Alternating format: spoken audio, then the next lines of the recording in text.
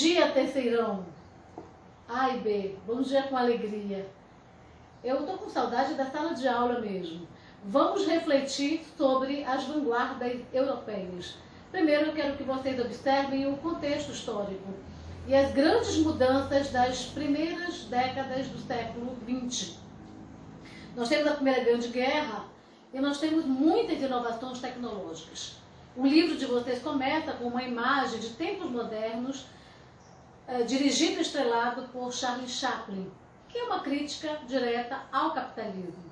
O próprio termo vanguarda, que é uma unidade militar que vai à frente do exército no contexto de guerra, já mostra esse aspecto revolucionário desse movimento que vai antecipar o modernismo, a arte moderna. Então nós começamos aqui na tela, por exemplo, com uma tela do Salvador Dalí, O Nascimento do Mundo, né, que é do surrealismo. E é importante que nessa contextualização vocês percebam que essas inovações tecnológicas que vão desde o avião, automóvel, cinema, né, e outras grandes invenções tecnológicas que modificam o nosso olhar, modificam o olhar do homem, né, para um aspecto agora de velocidade, de ruptura com o passado, de subversão da arte. É necessário, nesse contexto, quebrar paradigmas, romper com o academicismo. E nós vamos então ver que todos esses ismos que vão do futurismo até o impressionismo darão origem à chamada arte moderna. Aqui no futurismo, o futurismo que é uma vanguarda iniciada por Filippo Tommaso Marinetti, que depois nós vamos ter aí muitas polêmicas em torno do nome do Tommaso Marinetti por conta da sua adesão ao fascismo. Então o termo futurismo ficou assim meio, às vezes, não querendo ser aceito pelos poetas, e não foi bem aceito por conta da figura do Tommaso Marinetti, sua adesão política, mas a temática do futurismo, claro, bastante relevante, muito importante, porque o futurismo nada mais é do que a exaltação do contexto de modernidade, de toda essa engrenagem, essa parafernália do contexto moderno, né? Da máquina, do automóvel, né? Dessas condições favoráveis da mudança, à agressividade, à ousadia, à revolução. No Manifesto Futurista do Marinetti nós temos isso aqui, né? Nós temos, por exemplo, as chamadas Palavras em Liberdade, e eu vou ler só 2 trechinhos do manifesto dele. Ele diz o seguinte: os elementos essenciais da nossa poesia serão a coragem, a audácia e a revolta, né? Tendo a literatura até aqui enaltecido a imobilidade pensativa, o êxtase e o sono, nós queremos exaltar o movimento. Então nós temos toda essa ousadia desse manifesto que celebra as inovações tecnológicas da modernidade. Não há mais beleza senão na luta, nada de obra-prima sem um caráter agressivo. E aqui nós temos esta tela do Umberto Boccioni, que vocês devem observar o nome da tela. Importante visualizarem isso para o Enem, se vocês fizerem catalogar as questões de Enem, nós temos muitas questões relativas às vanguardas. E é necessário observar que essa linguagem não verbal tem a Bourdieu. Primeiro é importante observar o nome da tela. Então, dinamismo de um ciclista. Nós já estamos diante desse contexto de velocidade tão cantada no manifesto futurista. Do mesmo modo que esta outra tela aí, o barulho da rua invade a casa, né? Também do mesmo pintor. Nós temos mais uma vez a disposição da mobilidade, né? E na literatura nós temos a influência do futurismo em muitos aspectos. Por exemplo, na abolição de advérbios na valorização do substantivo, por exemplo, na destruição da chamada sintaxe, ou seja, essa subversão da gramática normativa e essa proposta aí inovadora de uso de uma nova linguagem, de uma nova proposta agora de sintaxe, né? Essa destruição desse academicismo, desse rigor gramatical.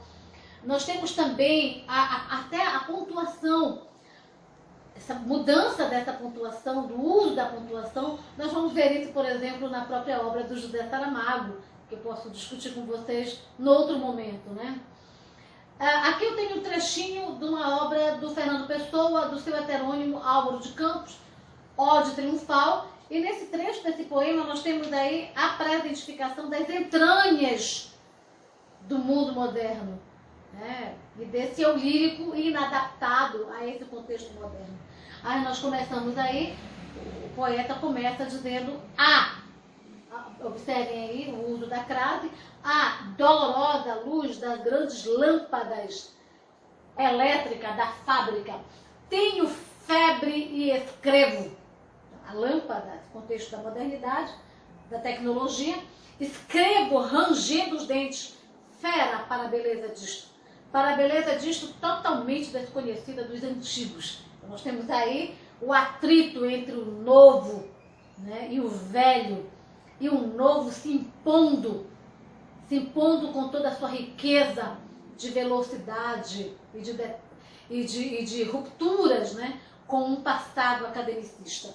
Ó rodas, ó engrenagens, RRR eterno.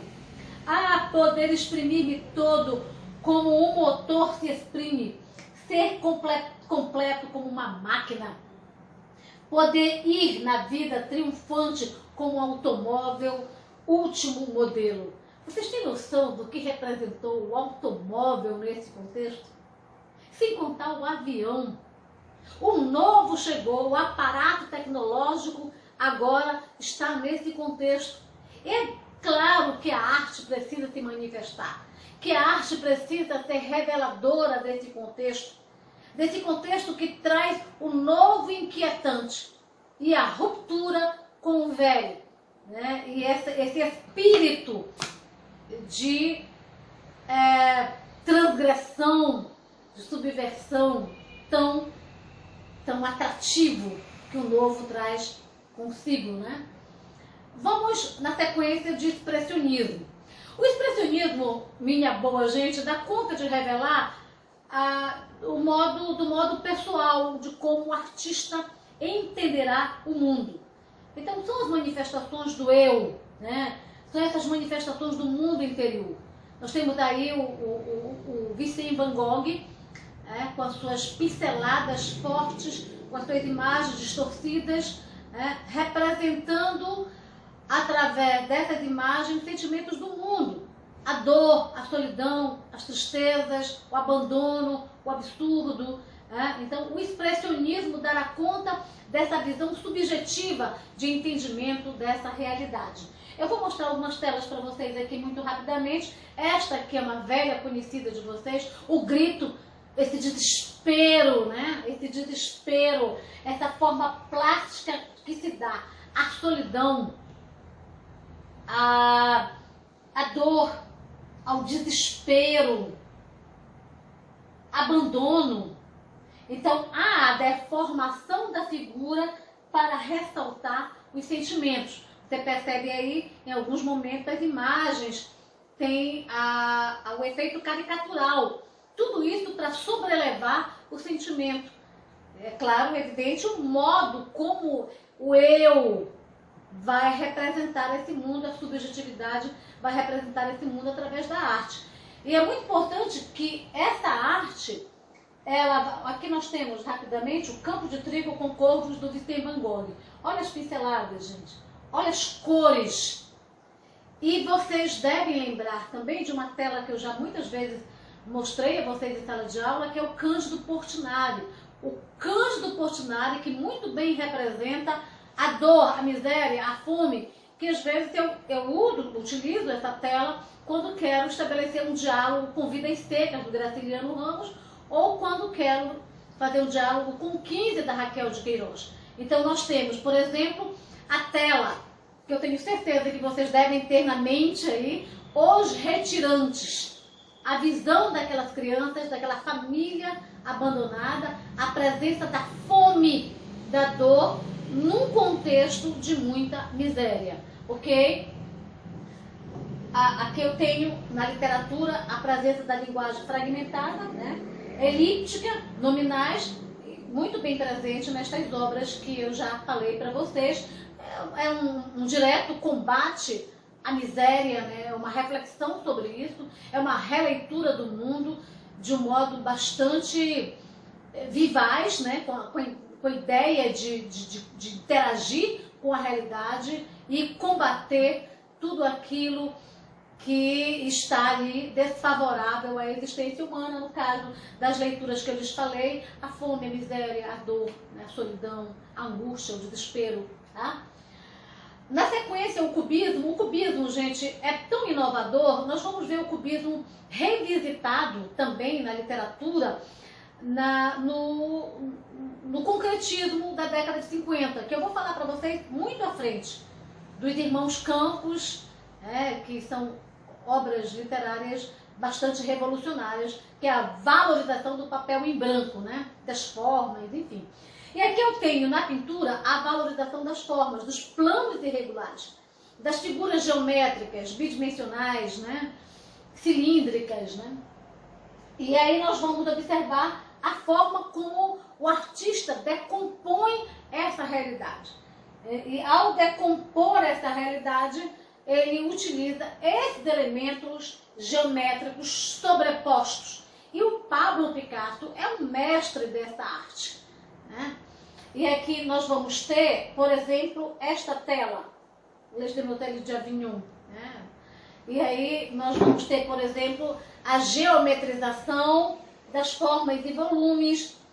Nós vamos ter um outro ponto aqui, esse último ponto muito importante, que é a sensação de pintura escultórica, parece uma escultura, né? Observem aí os planos. Esta tela, inclusive, já caiu no Enem, que é a questão dos planos irregulares, que se contrapõe à arte clássica, à pintura clássica. Se você for comparar, né, a pintura do Pablo Picasso, né, com essa valorização da forma, né, das formas geométricas, você vai ver a diferenciação com a arte clássica, ok? Aqui nós temos uma outra tela, mulher chorando. Olha, gente, a perspectiva dessa tela, né? A arte não é a verdade. A arte é uma mentira que nos ensina a compreender a verdade. Olha como ele capta a mulher chorando. Olha que de que maneira ele o faz. Tão diferente do modo como um pintor clássico, né, do Renascimento, podemos dizer assim, utilizaria essa mesma perspectiva. Tá? O dadaísmo, gente, o dadaísmo é um movimento de vanguarda mais agressivo, porque é a construção da chamada anti-arte. Afinal de contas, a guerra, enquanto o mundo está se banhando em sangue, é uma hipocrisia apreciar a arte. Né? Então nós temos o Manifesto Dada, do Tristan Tzara, que volta à idade primitiva, né? a fase infantil. Dada, nada. Né? Como compreender o mundo nesse contexto? Então nós temos a arte muito crítica, a valorização de elementos comuns do cotidiano para se fazer uma crítica, uma sátira ao capitalismo, à guerra, à ganância, ao poder, né? E a tantos outros sentimentos ruins. Né? Então nós vamos ter na literatura, por exemplo, a valorização da livre associação de palavras e a construção de palavras explorando apenas o significante, que eu vou mostrar para vocês logo mais, tá? Ou então nas aulas do MIT. Aqui nós temos uma receita do Tristan Tzara de como se fazer um poema dadaísta. Aqui é sempre um absurdo, né? Como é essa receita? Dê uma olhada aí E vejam toda essa ousadia agressiva da proposta dadaísta, do manifesto dadaísta, né? Aqui eu tenho objetos de arte muito importantes, né? Como esse aqui, ó, a fonte, né? Que nós temos esse objeto que eu já devo ter contado para vocês, a circunstância da exposição desse objeto de arte, que nada mais era do que uma sátira, né? Isso causou muitos comentários na época, muitas críticas na época, mas a importância dessa anti-arte para o contexto é incrível, porque na verdade é uma oposição, é uma crítica a essa grande hipocrisia desse contexto de arte, de guerra versus arte, ok? O surrealismo eu considero uma das vanguardas de grande importância, porque nós temos a junção da arte com a psicanálise. O surrealismo, a vanguarda europeia, vai influenciar, melhor dizendo, por exemplo, a produção poética do Murilo Mendes. O Murilo Mendes, que é um poeta que já visitou o Enem também, né? Também nós temos a correlação do surrealismo com a própria Clarice Lispector. Esse fluxo da consciência, essa narrativa fantástica, né? Que explora esse caráter do inconsciente, do clariciano, também nós podemos estabelecer um diálogo com o surrealismo. O surrealismo que ficou muito conhecido também nas pinturas do Salvador Dalí, fantásticas, sobrenaturais, né? Que trabalha esse lado bastante obscuro do real, o fantástico, né? Aquilo que causa um impacto, mas por trás disso existe uma tentativa de abordagem ou de diálogo com o real, né? Então nós temos as duas linhas aqui, né, que é o caráter onírico, as experiências automáticas, e o imaginário do sonho, o caráter onírico, porque através do sonho se explora as camadas do subconsciente, do inconsciente, né? Então nós vamos ter aí algumas telas que eu quero mostrar para vocês aqui. Essa aqui, né, a gente já vê o impacto dessa obra de arte, mas esta que é a minha preferida, Persistência da Memória, do Salvador Dalí. Os relógios moles do Salvador Dalí, já caiu no Enem em questões importantes e que a gente pode discutir nas aulas do MIT, em outro momento, as várias propostas interpretativas desta tela. A persistência da memória. O nome já é bastante sugestivo, né? E nós temos na literatura, eu vou encerrar aqui, na literatura, esse absurdo, esse imaginário, esse ilogismo, né? Essa surpreendente atmosfera do sonho nesse pequeno poema aqui do Murilo Mendes. Olha só, gente, leiam comigo esta simplicidade e esse fantástico. Influência do surrealismo nesse poema modernista do Murilo Mendes. Mamãe vestida de rendas tocava piano no caos. Imagine a cena. Mamãe vestida de rendas tocando piano no caos. Uma noite abriu as asas, cansada de tanto som, equilibrou-se no azul. De tonta não mais olhou para mim, para ninguém. Cai no álbum de retratos. Vejam as imagens e vejam esse apelo fantástico na poesia do Murilo Mendes, ok?